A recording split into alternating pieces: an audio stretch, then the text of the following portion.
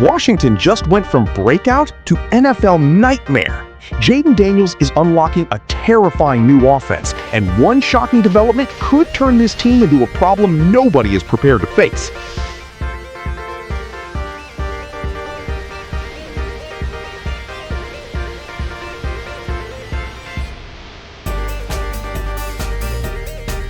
Who is your breakout offense? I'm going Washington. Okay. Number one, I'm bullish on David Blough, who's their new offensive coordinator. Probably not a name that everybody knows.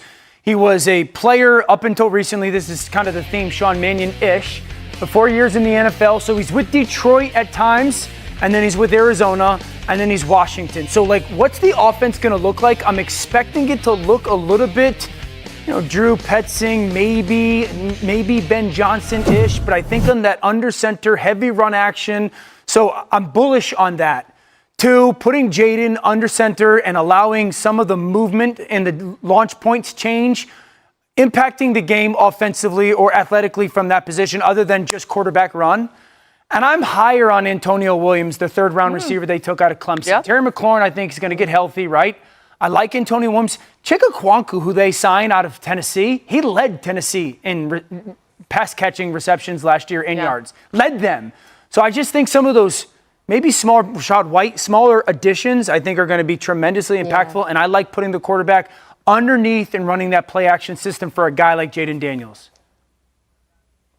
I think this is going to be one of the most fascinating offenses in football because, Dan, what you're talking about, Blough's resume, it's so varied. And the Cliff Kingsbury offense and the Ben Johnson offense are on two different ends of the universe. So a transition to a more Ben Johnson, more what we saw in Detroit, would be pretty dramatic. I think it would help the quarterback. And I also like how the skill players map onto that offense. I was thinking about, Detroit and some of the players that you mentioned. Chig Okonkwo is not a great blocker, but guess what? They already have one, John Bates. Correct. So he can do some of the Sam Laporta stuff, get you yards after the catch. And then Antonio Williams, I like him too. Yep. I think he's tough. I actually think he can block. You can use him on some of the Amon-Ra St. Brown stuff out of the slot, the option routes, working over the middle of the field. I do wish they had one more receiver, quite candidly, as a Z to pair with McLaurin, but I do think the pieces are here, and it is a decent offensive line as well. Yeah, I agree. If you go back to not only the rookie year from Jayden, but really the LSU season, what consistently showed up on tape was those full progression reads and him being able to work quickly through them, the shot play, the crosser, the big in. I think those should be just integral parts pass game-wise of this offense under Blough, and if they are, I think this is an offense that's going to be really, really dynamic. I agree. I'd love to see another receiver added. Let's see if something happens like that. But I think even if Antonio Williams takes some time, it's good enough, and I agree, the offensive line better than people think. But just when Washington's offense starts looking dangerous, a much bigger warning sign emerges. This isn't just a breakout anymore. It could become a nightmare nobody saw coming. I love that he's decisive, as a quarterback. He's got a unique ability to put the ball in the right location. And so not just what's his completion percentage, but what's the accuracy. And that's even above the completion percentage. There could have been a drop or something, but it was in the right location. So I like that he's in a system that he is now at the line of scrimmage working more things. And so that might be the biggest difference, Candy, between, the last couple of years and this year is him at the line of scrimmage and working through. So he's done a good job with cadence. That's not something that we've done here before. So those are a few of the things that don't show up on the stat sheet that he's doing a really good job with.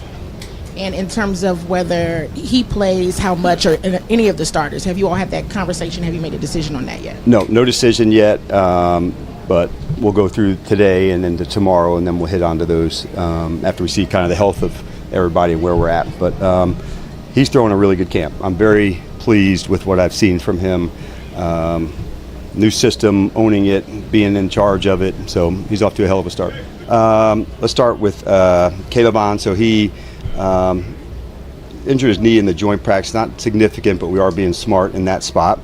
Johnny Newton injured his pec during the game. He's currently in New York, seeing a specialist there. So I'll give you an update tomorrow after their meeting. Owe has a strained calf, kind of the early phases of that. We're, again, just being smart there. Jordan McGee, I think, was the other one you asked about. Injured his shoulder in the game. We'll hold him out this week, but nothing that's going to linger into, the season or any of that. Is this like a long-term concern for Johnny? It could be. I'll have an update today about, like anytime like go see a specialist, with a pec. So it could be.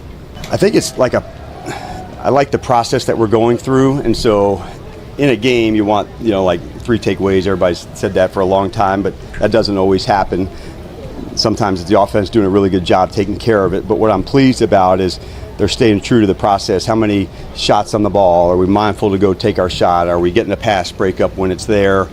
Those are the things that I'm tracking on a regular basis. So it was nice to see in the second half of the game, the rush and the coverage, I thought was the real factor in getting the interception. Certainly one with Ale and with Malik, Byron inside, hitting the quarterback, another stunt. So like when I see that in coordination, that's when I know we're at our best. But we've got a ways to go to be a true ball hawking unit, but the process of getting there is good. We can't just talk about the outcome. It's got to be how often, how many shots, how much are we thinking about it. Those are the things that I think the years that I've had like really good takeaway teams, it was all the time. It was in practice. It was in the meetings. It was just a way of life that we thought about it. And so I'm seeing signs of that. It's not everybody, but that's what I'm building towards. Yeah, well, I think yesterday, there's a couple opportunities to get the ball, and we did. So there was a time in a 2-minute at the end, a punch out by Owen. So that part is improving, John. I think just the awareness to practice it, the process of going through that. I like where I'm seeing the different packages and the people going in and out and the disguises that go with that. Drante's got a good job of when it's, an all-out blitz, when we're back, and having those two look alike. And that, in fact, was some of yesterday's, emphasis. Can they look the same but play out differently? And those would be a few of the things that I've seen. There's still a number of spots, like we're at safety and, different spaces to say where are we at. So, but I do like, our mindset for the ball. That's improving. And the different packages, now that we've gotten more reps at it, we're starting to get more comfortable there.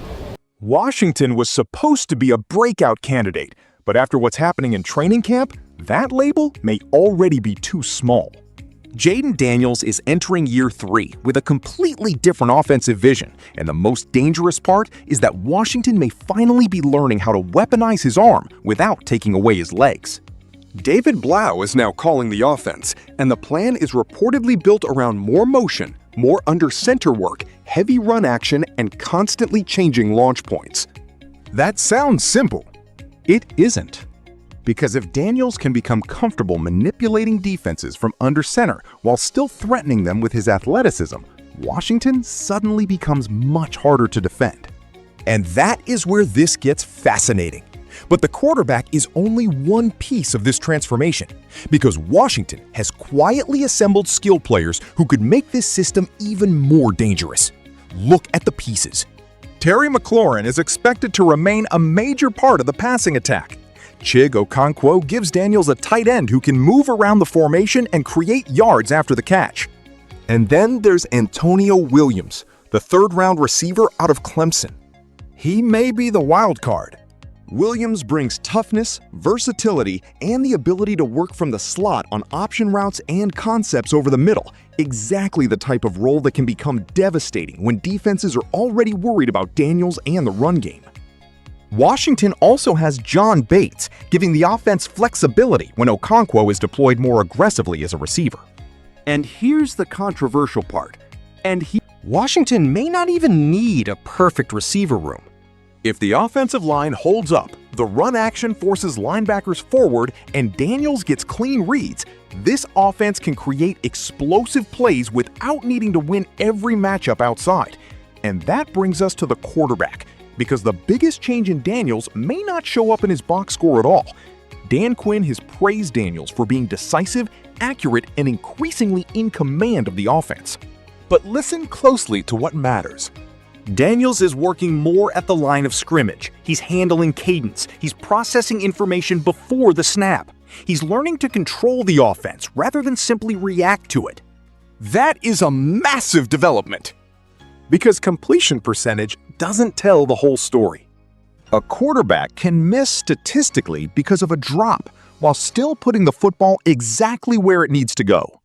Daniels' ability to make full progression reads, something that stood out during his LSU days, gives Blough an opportunity to build an offense around crossers, shot plays, big in-breaking routes, and play-action concepts. And Washington has already seen encouraging signs in camp, with Daniels spreading the ball around and connecting with players like Okonkwo and McLaurin. This isn't about turning Daniels into a pocket passer. It's about making defenses fear everything. But just when the offense starts looking terrifying, Washington has been hit with the kind of injury news that can completely change the equation. Johnny Newton is the biggest concern. The defensive lineman suffered a pec injury and was sent to New York to see a specialist. The latest reporting indicates the injury is serious and could keep him out for an extended period. That is not a minor camp setback. Washington is also managing other injuries, including a calf issue for Odafe Owe and a shoulder injury for Jordan McGee, while other players have been held out as the coaching staff takes a cautious approach. And suddenly, the conversation changes. Because Washington isn't simply trying to build a dangerous offense. They are trying to build a team capable of surviving the NFC. Dan Quinn says the defense is developing a ball-hawking mentality, emphasizing pass breakups, punches at the football, disguises, and coordinated pressure. The goal is not just getting takeaways. The goal is making turnovers a way of life. And if that defense starts creating extra possessions while Daniels' offense becomes more explosive, that is where Washington stops looking like a nice breakout story and starts looking like an NFL nightmare. So here's the question. Is Washington actually ready to become one of football's most dangerous teams? Or are we watching hype collide with reality? Because if Jayden Daniels truly masters this new offense while the defense learns to hunt the football, the Commanders may not be coming for respect anymore. They may be coming for everybody.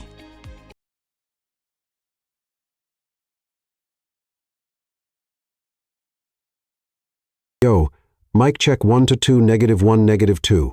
Game over for this video, folks. Smash that like button, drop a comment, and subscribe to stay in the huddle for more. This is NFL Madness, bringing the heat and signing out.